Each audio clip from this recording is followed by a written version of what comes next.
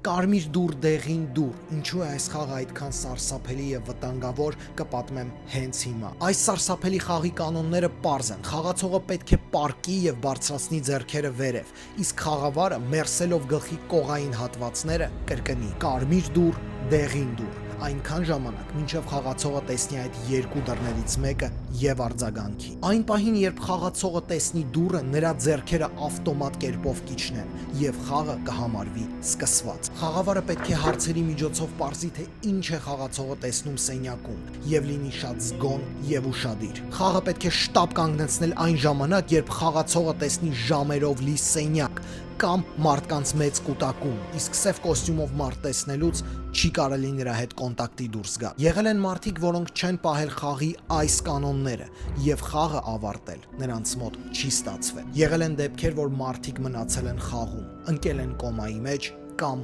տեղում մահացել։ Բաժանորդագրվիր, որովհետև շաբաթ օրվա վիդեոյում մենք խաղանք այս խաղը։